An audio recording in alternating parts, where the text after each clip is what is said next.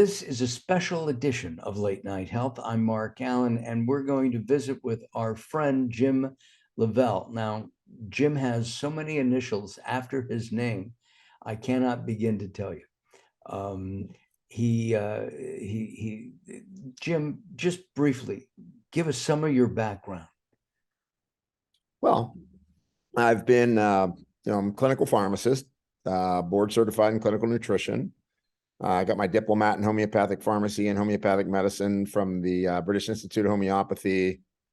Oh gosh, studied theology, started a naturopath school, never did end up getting that licensed, but did get, we had a degree program there. Taught at the University of Cincinnati College of Medicine and the College of Pharmacy for 18 years. Currently on faculty at George Washington School of Medicine and Health Sciences. And I'm the co-chair for A4M, American Academy of Anti-Aging Medicine. I'm the chair of the International Peptide Society. And I've worked on patients the last 38 years. So I probably had the largest clinic in the country doing personalized care and personalized medicine. Stemming back into the late 90s is when we started all that. So I've been at it a while, 38 years in the business. Wow. And still going strong. I sure am going strong. That is terrific. Absolutely. I'm thinking I'm wondering when the battery's going to run down, but I mean, I'm going to be 63 this year and the battery hasn't ran down yet. Well, and you look terrific. How many hours do you spend in the gym? Well, I spent a little time in the gym. Yeah. I mean, I probably, probably an hour a day doing something minimum. Got it. Like hour to hour and a half doing something. Could be stretching, could be, being on a treadmill, could be lifting weights, but I have a pretty active lifestyle. That is terrific. Do you still have your clinic in Orange County? I do. So you're in Orange County, California, I sure do. And also in Texas. Now in Texas, in Cedar Park, right outside suburb of Austin. I guess it's actually its own little town, but it's right outside Austin. And then also in South Lake, which is right by Dallas-Fort Worth Airport. So I stay busy. Yeah. Well, we're going to talk about stress as we enter the new year and we have the holidays either behind us or coming up, depending on when you are watching this. Stress is something that is affecting each and every one of us every day. And we're going to take a look at some, I guess, invisible stressors. And Dr. Jim is going to tell us how to avoid those. So what would be an invisible stressor to start off with? Well, I think most people don't associate that they're under chronic stress with, how they feel day in and day out, right? So one of the things is you can get, when you're under stress, you can get energy crashes during the day. So, midday, the 3 o'clock drop, I got to have that cup of coffee, loss of focus. So one of the things that happens when you're chronically get under stress is that you start to create more neuroinflammation, and that can lead to things like, focus and concentration problems, trouble falling asleep and staying asleep. People don't realize that insomnia is a disorder of hyperarousal, meaning your brain takes on too much stress during the day and it can't get it out at night. And so your brain stays in hyper awareness. And that means you're either going to be thinking about what you got to do the next day before you go to sleep. And that you either can't get to sleep or you wake up in the middle of the night thinking about what you didn't get done. Right. And sleep is really important, isn't it? It's regenerating those batteries. It's so important to get a good night's sleep, whether it's telling your beta cells of your pancreas to release insulin the next day. I mean, getting a good night's sleep is critical if you're interested in longevity. And obviously the other ones are, do you crave sweets or carbs?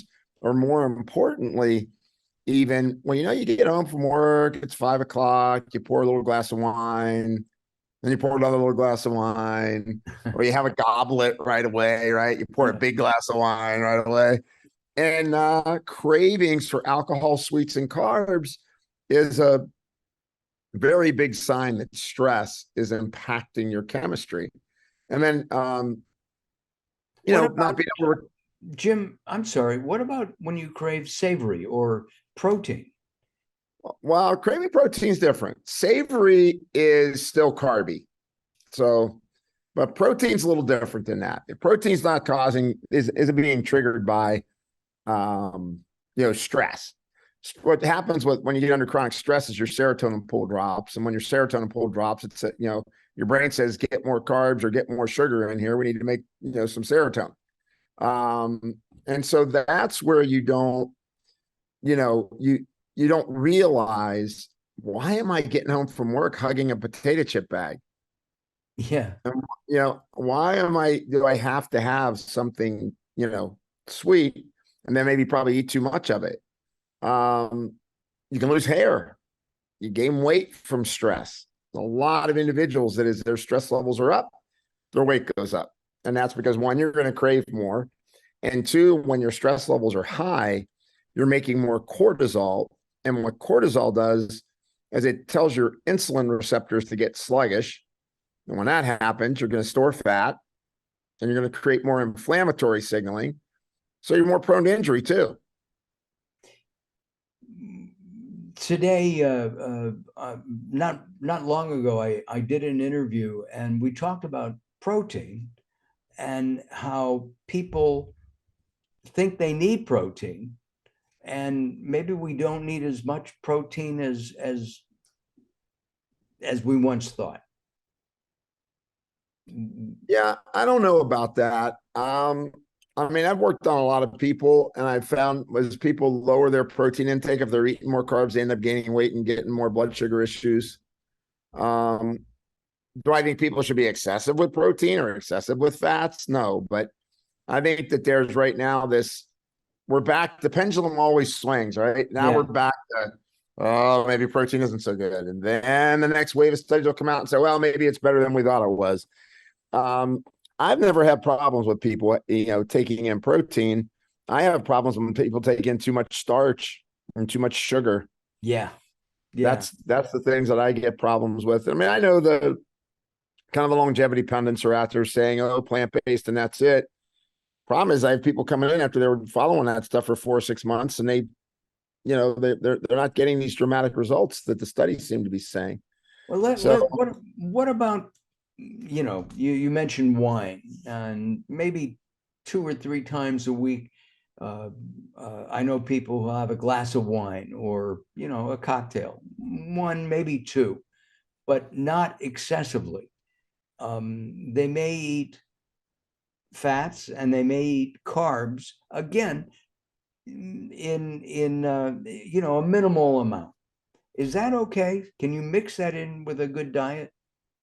yeah, I mean, I don't think there's any problem with people mixing in a little bit of fun. Look at your blood tests. Where are they at? I mean, you may find out that you can handle a little bit of carb, but you can't handle the fat, or you might find vice versa. So I think for people, it's just really important to the rule of thumb is simple. When I eat this, do I feel better or not? Do I feel bloated? Do I feel gassy? Do I get tired? How do I feel when I eat?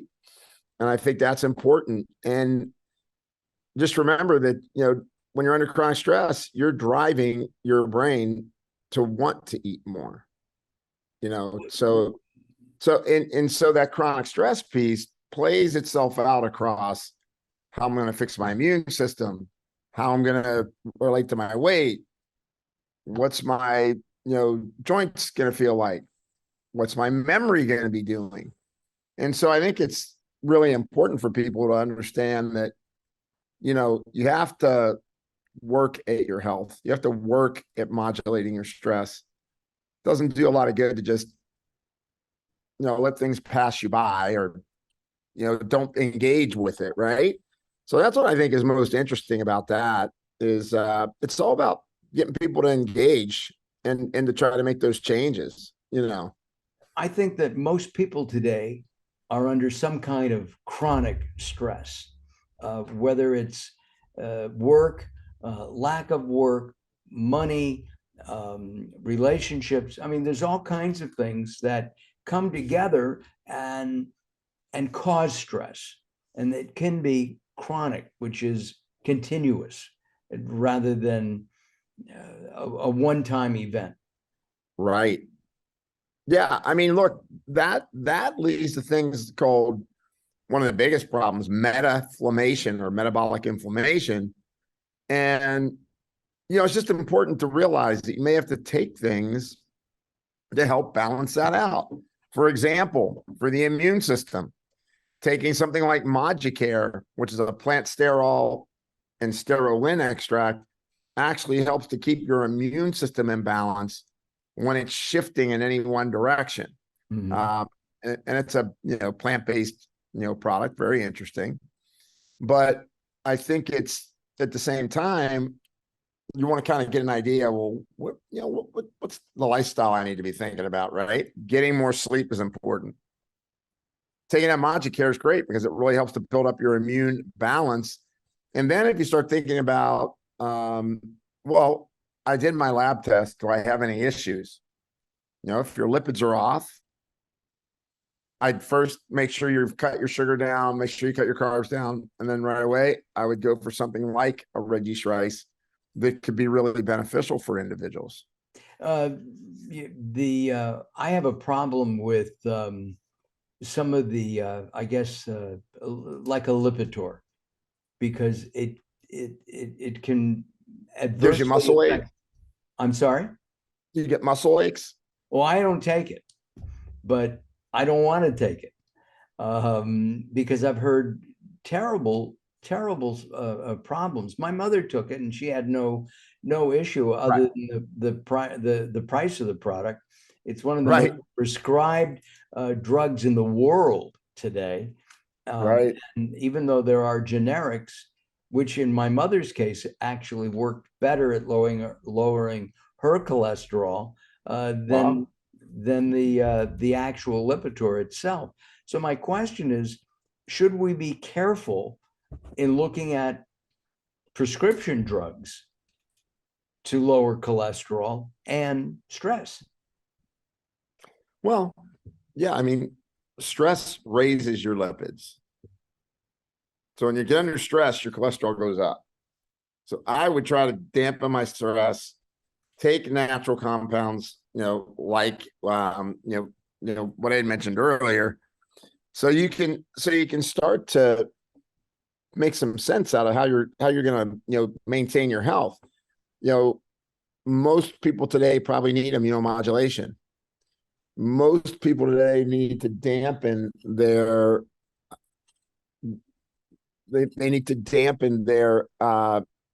inflammatory response. And so, things like aged garlic extract. I know you said you started talking about Kyolic aged garlic extract. I mean, there are so many studies on Kyolic aged garlic extract and its ability to dampen stress response. It's incredible. I mean, it's knocking down inflammatory cytokines that people have. And those are the kind of things that you really need to target to kind of get people back on track with, where am I going with my health? I'm busy. It's hectic. I got to make a lot of decisions about what I can do, can't do. Some people can't do a bunch of different things. So I think that, one of the biggest things to do is start to look at, well, where am I? Lipid wise, where am I? Because lipids can end up reflecting how inflamed your body is, not just that you make a lot of cholesterol. It's trying to make that cholesterol to repair you. And so understanding that and trying to get a grip on all that, I think it's important for people, because I think people going into the flu season this season, they got beat up pretty bad, non-COVID. Right. And then there's the stress of the pandemic, of COVID itself.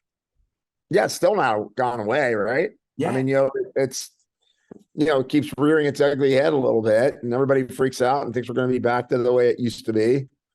And it's a legitimate concern. Yeah, it is. Right? I mean, but yeah, when you start doing things like taking that Moducare, the plant sterol and sterolin, you start taking things like aged garlic that changes the microbiome and keeps the inflammation out of the blood vessels. That's the biggest thing that people don't understand, is that if I'm living a lifestyle that's promoting inflammation, I might not even feel my joints hurt. But what I will feel is the fact that, oh my gosh, my blood vessels are going down. They're starting to get tighter because they're under a lot of heightened stress. That's going to raise your blood pressure. It's going to start to cause reduced blood flow to the kidneys. All those things need to kind of be working properly for you to be able to cope with and deal with stress. What about meditation? Is that something that can help? That's a really good question. So I like active breathing. Meditation's good, but it doesn't reset your autonomic nervous system. So it's great to meditate, but you should get like a breathing app or one of these guys, where it tells you when it's time to breathe. I can't believe I know when to breathe now. But it's one of those things where you need to have an intentional exercise of breathing to change kind of that stress response.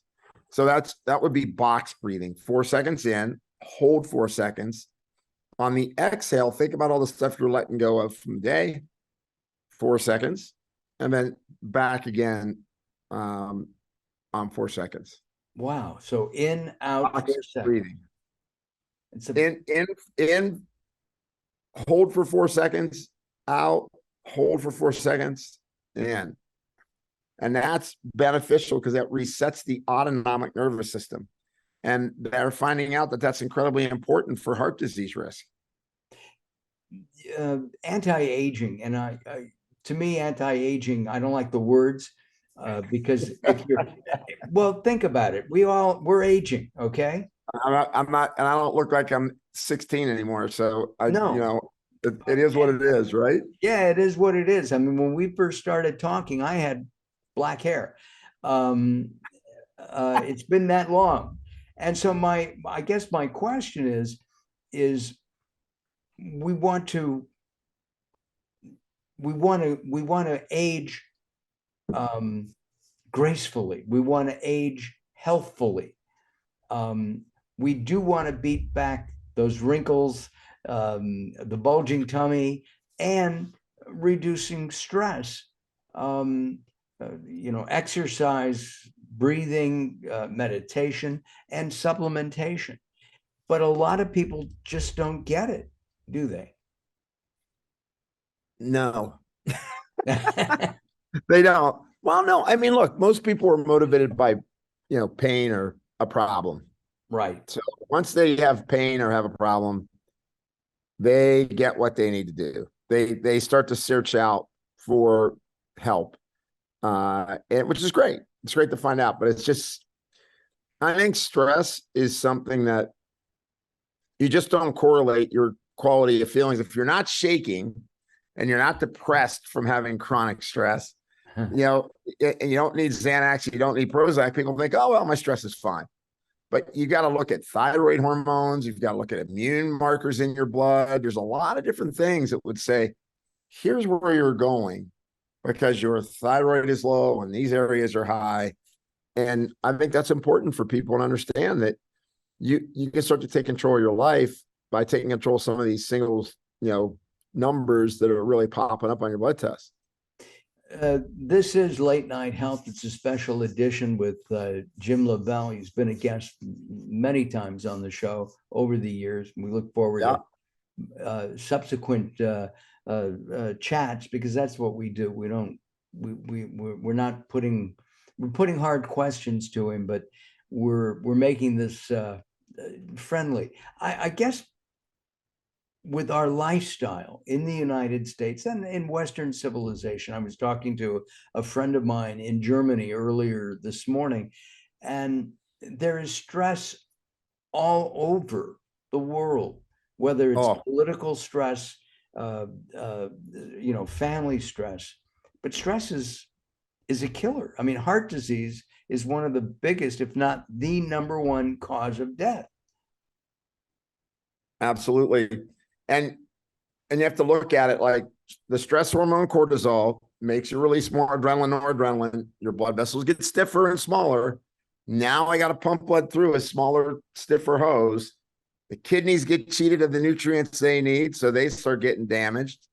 And it's this vicious cycle. And as your cortisol goes up, your blood sugar goes up because your body thinks you got to get ready to fight for a white tiger. So that blood sugar goes right up. And so it's really important for people to kind of be honest with themselves about stress and not think of it as there's nothing strong or weak about it. It just is. The taking supplements, the medical profession in general has still not jumped on the bandwagon of taking natural products. I've talked to a number of MDs recently that have seen the light. The light switch has gone on and they go, oh, we should have been doing this for years. But Right. there's still not as many. Can you give us some reasoning for that? Well, I think, first of all, none of it was taught. So that makes it hard. You're going to have to go and do extra classes. I always live by the idea that new ideas don't get accepted. Old people die. And I think there's a part of that. And then look, I think there's a part of that criticism that's legitimate, that we should be studying our extracts more in patient populations and showing the results and creating the value for the natural product company.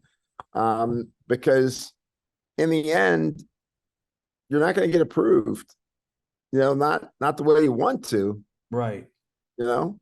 So I think, when you're looking at these, you really have to just think about what are the biggest steps that I can do to modulate the stress response. Because when that cortisol goes up and those blood vessels get stiff, now all of a sudden, yeah, the adrenaline's up, but I can't get blood flow to my kidneys. And that's called renal hypertension, which kind of layers into all this stuff. Right.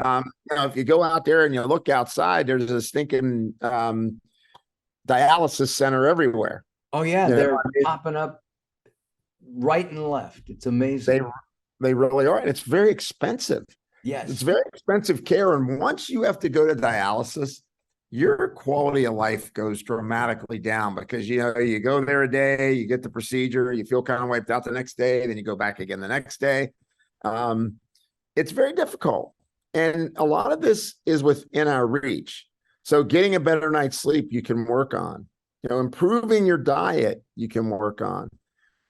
But sometimes you need other things to help get yourself back in check or in balance. And I think it's one of the most surprising things that we still don't recognize. We've got almost 50% of our population is obese.